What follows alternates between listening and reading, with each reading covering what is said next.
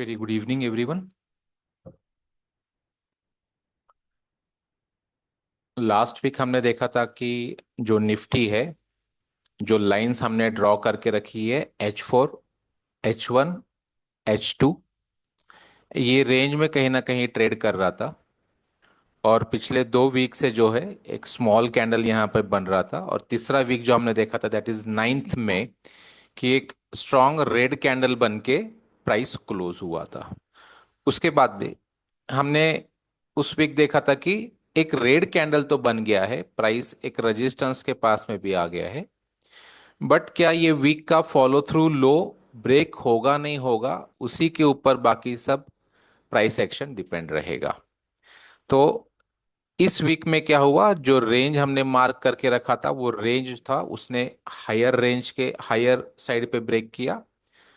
जहां पे हमने लास्ट वीक डिस्कस किया था कि ये जो रेंज रहेगा दैट इज H4 और H2, जिस भी डायरेक्शन में ब्रेक होगा उसके बाद में हम लोगों को एक बड़ा ट्रेंडिंग मूव मार्केट में देखने मिलेगा। तो अगर हम लोग शॉर्ट टाइम पे जाते हैं, अगर मैं एग्जांपल के तौर पे आपको प्राइस एक्शन दिखाना चाहता हूं, तो 15 मिनट पे अगर हम लोग जाते हैं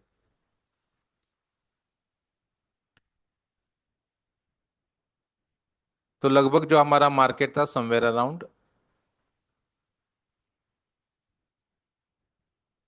लास्ट वीक जो क्लोज हुआ था, जो रेड कैंडल के साथ में नीचे आके प्राइस क्लोज हो गई थी। तो समवेयर 9th में के आसपास हम क्लोज हो गए थे। तो हमने देखा था कि अगर प्राइस डी नीचे के लेवल पे आती है दैट इज 23,846, तो हम लोग बाय के लिए सोचेंगे। यहां से अगर एक नॉर्मल गैप अप होता है और 24,195 के आसपास अगर हमें प्राइस मिलती है तो हम लोग पहले शॉर्ट का सोचेंगे। उसके ऊपर अगर प्राइस सस्टेन होती है तो हम लोग बाय का सोचेंगे। और उसके बाद में एक जो ब्रेकआउट आएगा वो ब्रेकआउट हमको मिलेगा 24,532। ये लेवल जिस दिन ब्रेक होगा उसके बाद में एक मूवमेंट हमको देखने मिलेगा ऊपर के साइड में। ऊपर के साइड में हम लोग 2 हफ्ते से एक जो लेवल हमने मार्क करके रखा था H5 दैट इज 24,873, ये मंथली टाइम फ्रेम का एक रेजिस्टेंस था, जहां से हमने देखा था कि यहां पे जब प्राइस आएगा तो हमें एक शॉर्ट अपॉर्चुनिटी मिलेगा। तो क्लोजिंग पे तो यहाँ पे प्राइस आ गई, पर नेक्स्ट डे अगर देखोगे तो नेक्स्ट डे में यहाँ से एक शार्प करेक्शन 300 पॉइंट का निफ्टी के अंदर हम लोगों को देखने मिला। अब अगर हम लोग ट्रेड लेने की बात करें तो जो ये रेंजिंग मार्केट है, जब हमारा एक स्ट्रॉन्ग सेलिंग पॉइंट टूट गया तो करेक्शन में जो हमको 24,532 के पास में जो बाइंग चांस मिला वो यहां पे हमको एक बाइंग चांस मिला।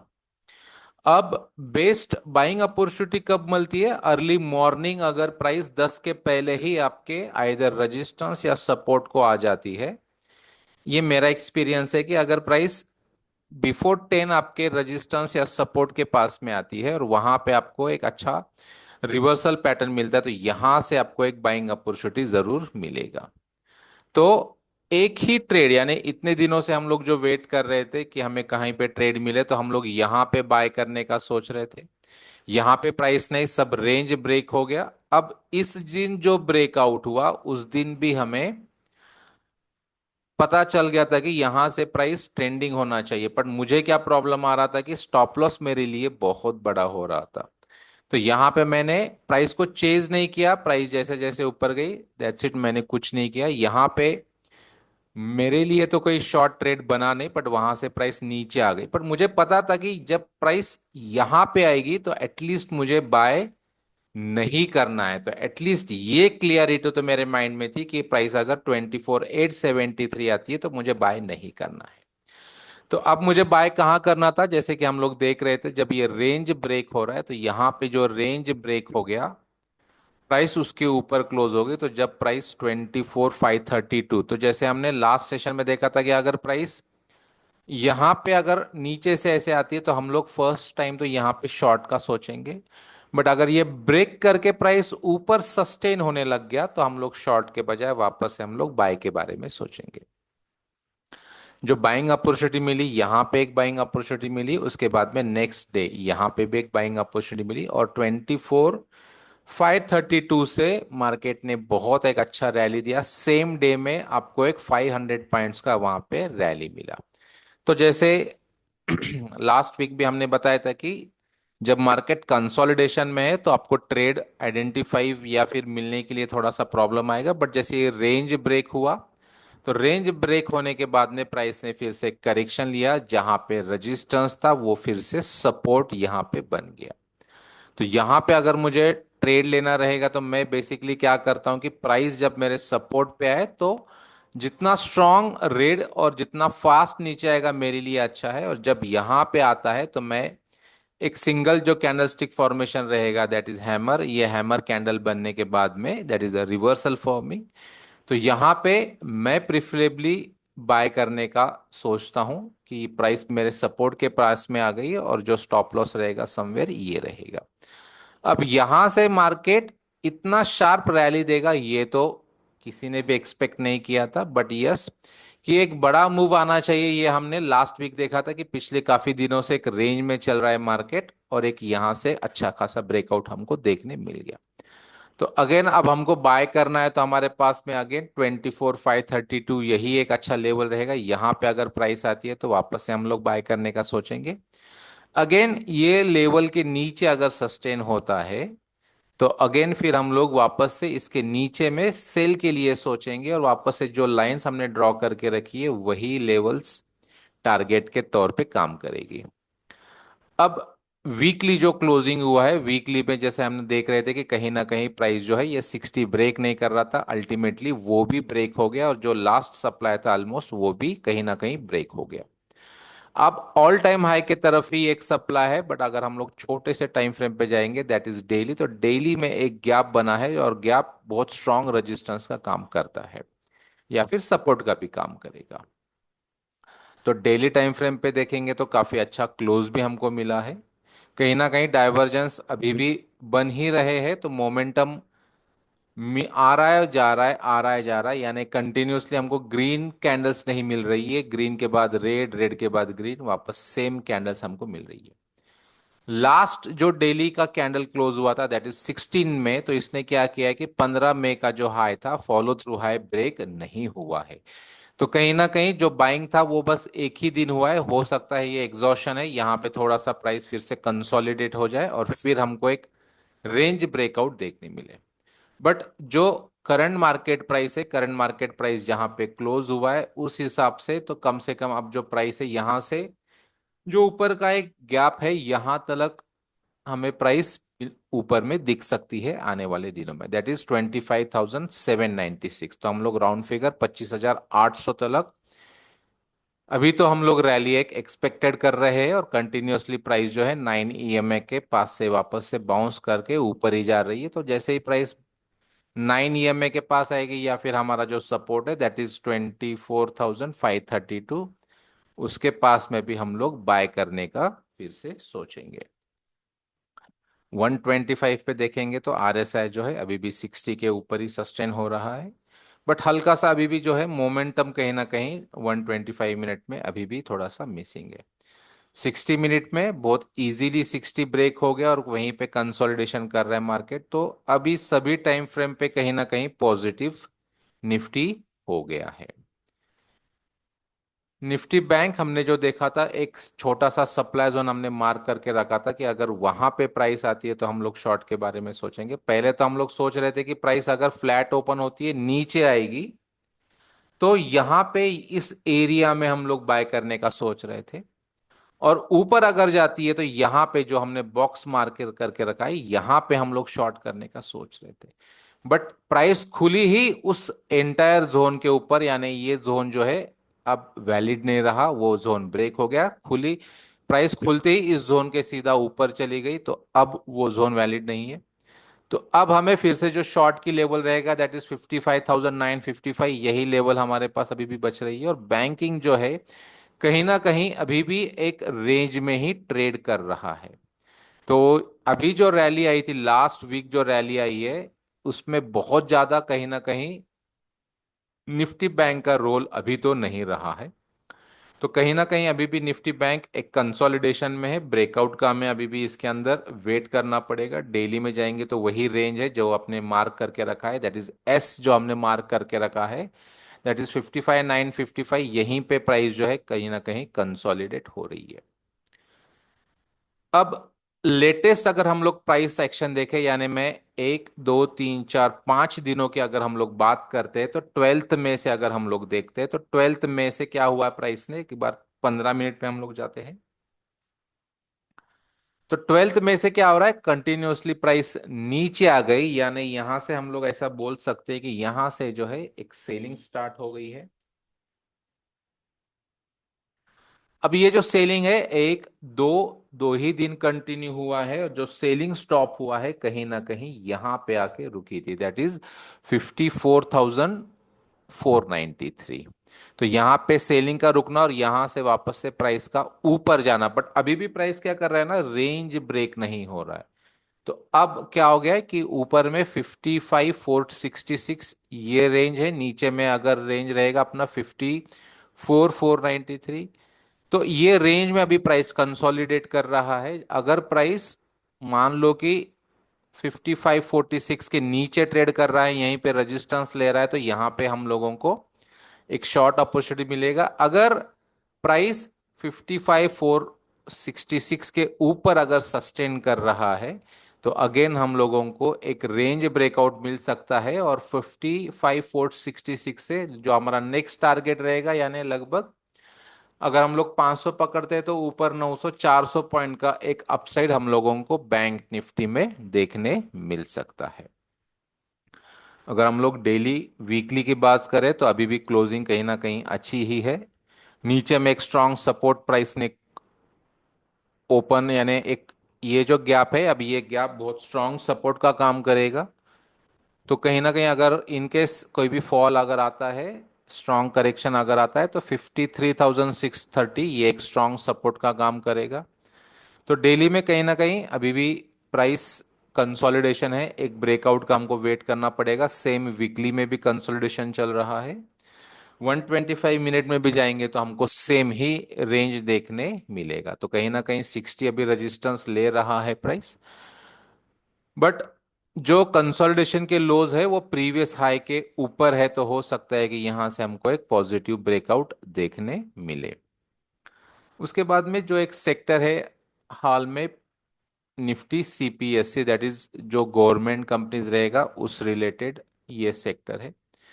ये सेक्टर में भी एक अच्छा रिवर्सल पैटर्न देखने मिला है। तो अब यहां से आगे अगर हमको कोई स्टॉक्स में अगर बाय करना है, तो लगभग हम लोग निफ्टी सीपीएससी का जो सेक्टर्स है, ये स्टॉक के अंदर, ये पर्टिकुलर सेक्टर के अंदर हम लोग बाइंग करने के बारे में सोचेंगे। जो भी हमको बाय करना रहेगा वो हम लोग इस पर्टिकुलर सेक्टर के बारे में, इस सेक्टर के स्टॉक्स के बारे में सोचेंगे।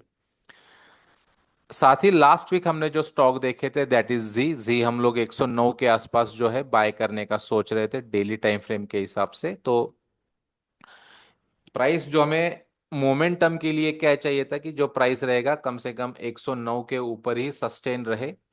109 के नीचे जैसे कंसोलिडेशन हुआ, और यहां से देखो जैसे ही 109 के ऊपर जो प्राइस ने कंसोलिडेशन करना चालू किया, सस्टेन होना चालू किया, वहां से कंटिन्यूअसली प्राइस जो है वन साइड हमको एक मोमेंटम देखने मिला।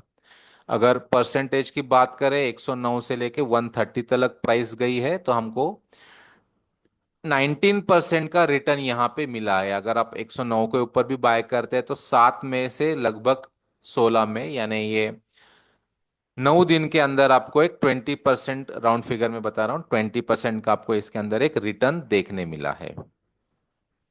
इसी के साथ में हमने और एक स्टॉक देखा था जिसमें जो हम लोग एक्सपेक्ट कर रहे थे कि थोड़ा सा भी अगर करेक्शन आता है तो बहुत अच्छा हम लोगों को एक एंट्री मिलेगा, बट प्राइस जो है देखो कंसोलिडेशन के बाद में कितना स्ट्रांग अप मूव इसके अंदर हमको देखने मिला है। तो काफी दिनों का कंसोलिडेशन ये स्टॉक ब्रेक करके जा रहा है।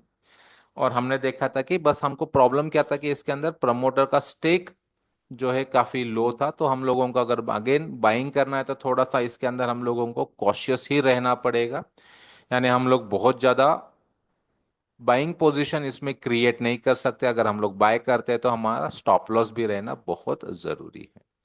तो अगर इसके अंदर अगेन कोई करेक्शन आता है नज़ारा के अंदर, तो हम लोगों को अगेन एक बाइंग अपॉर्चुनिटी हम लोग इसके अंदर फाइंड आउट कर सकते हैं। अगर बाय करना है और जो स्ट्रेटेजी हम लोग इम्प्लीमेंट करना चाहेंगे, तो 20 EMA पे कंटिन्यूअसली प्राइस जो है कंसोलिडेशन करके ऊपर ही जा रहा है। तो प्राइस जो लास्ट क्लोज था 1259, तो यहां से जब करेक्शन आएगा 20 EMA के पास में अगर हमको प्राइस मिल रही है, वहां पे अगर कोई रिवर्सल हमको दिख रहा है, तो हम लोग नजारा को फिर से बाय करने का सोचेंगे नियर 20 EMA।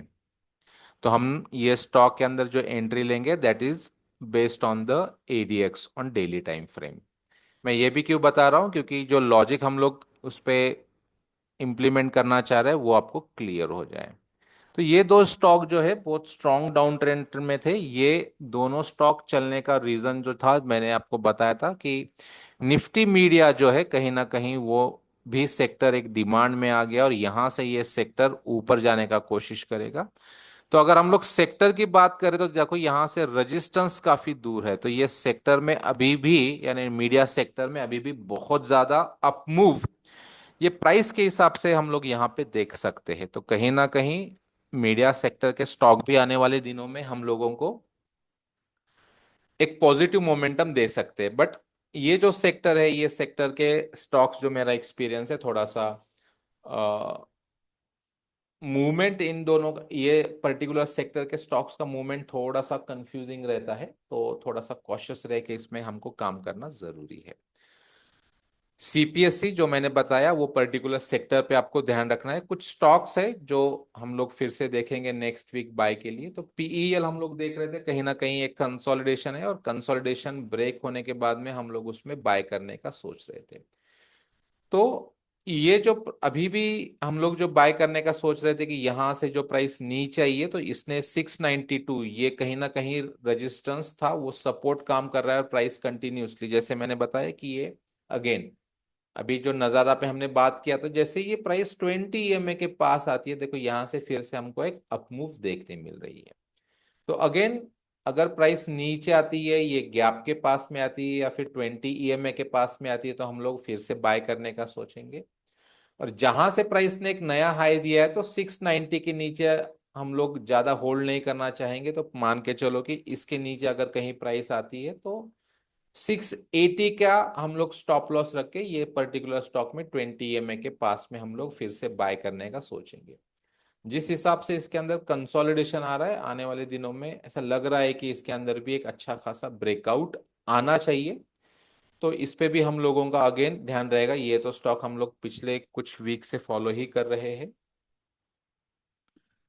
उसके बाद में कोचिन शिपयार्ड, ये भी स्टॉक है, ये भी काफी दिनों से एक पर्टिकुलर कंसोलिडेशन में था और कंसोलिडेशन के बाद में जो है ये स्टॉक ने एक अच्छा खासा ब्रेकआउट हमको दिया है।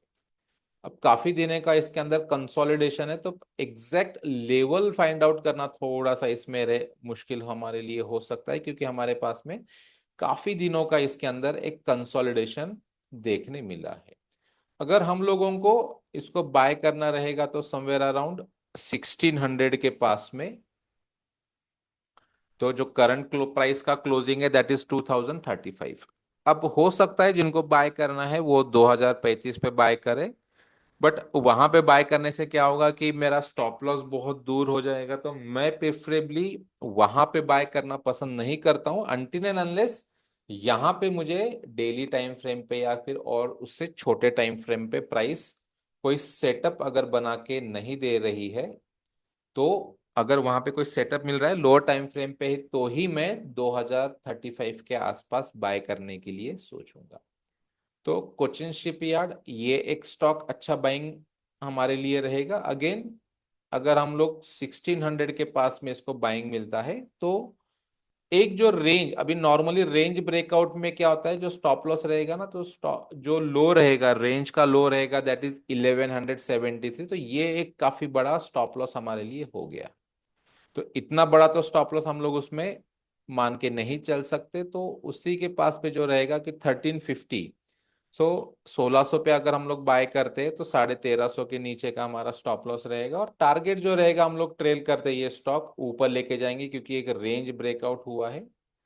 अगर इसको वॉल्यूम भी सपोर्टिंग रहेगा तो और भी अच्छा रहेगा। तो जैसे आप देख रहे हैं सबसे नीचे में, तो कहीं ना कहीं इतने दिन जो था कुछ खास इसमें कहीं पे भी आपको कोई भी वॉल्यूम नहीं दिख रहा है, और जैसे ही ये ब्रेकआउट आ गया तो कहीं ना कहीं वॉल्यूम हम लोगों को इसमें दिख रहा है।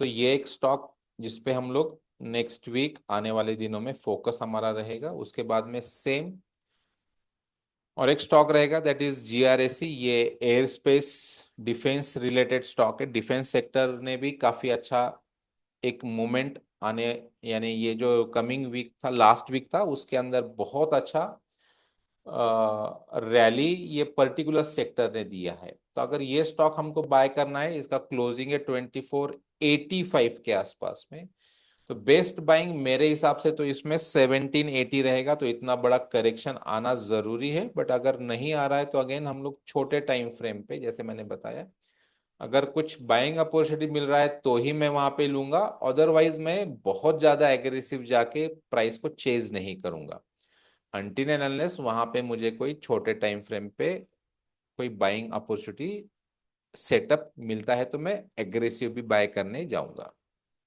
उसी के साथ में किर्लोस्कर ब्रदर्स, ये भी स्टॉक जो था काफी दिनों से कंसोलिडेशन में था, कंसोलिडेशन उसने ब्रेक किया है, बट इतना स्ट्रॉन्ग वॉल्यूम उसमें नहीं आया है। तो ये अभी भी हमारे जो बाइंग जो हमारा स्टॉक रेंज है, दैट इज 1750, यानी 1750, 1885 के आसपास ये स्टॉक अभी ट्रेड कर रहा है। तो 1750 के अगर ये पास में स्टॉक आता है तो हम लोग इसको बाय करेंगे, और इसका जो स्विंग लो है दैट इज 1420।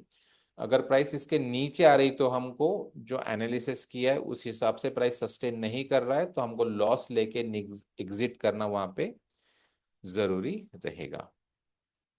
तो कहीं ना कहीं जो मोमेंटम है वो मोमेंटम पॉजिटिव हो सकता है, बट अगेन हाई पे जाके हमको बाय नहीं करना है। कहीं ना कहीं अभी भी ये विक्स जो है, ये दोनों बेस कैंडल का यहाँ से और सेलिंग भी कभी भी आ सकता है। तो जो प्रीवियस लोज रहेंगे वो लोज के पास में हम लोग फिर से बाय करने का सोचेंगे। अगर जो हमारा हाई है वो हाई के ऊपर प्राइस कैसे सस्टेन होता है तभी हम लोग हाई के पास में बाय करने का सोचेंगे। तो निफ्टी अभी भी कहीं ना कहीं पॉजिटिव है, यहाँ पे भी एक अच्छा डिमांड जोन बन गया है। 60 मिनट पे भी बहुत अच्छा एक डिमांड जोन बन गया है। तो जरूरी नहीं कि प्राइस 24,532 आ जाए, लगभग प्राइस जो है 24,666 के पास में भी से रिवर्सल हो सकता है। तो अभी भी मोमेंटम पॉजिटिव ही रहना चाहिए, बट अगेन आपका एंट्री एग्जिट आपको माइंड में रखना है। हम लोगों ने बहुत अगर हाई बाय किया है तो स्टॉप लॉस जरूर मेंटेन करें। थैंक यू आप लोगों का समय देने के लिए। अगर किसी का कुछ डाउट रहेगा तो आप पूछ सकते हैं, अदरवाइज हम लोग यहीं पे हैं। Thank you. Good night.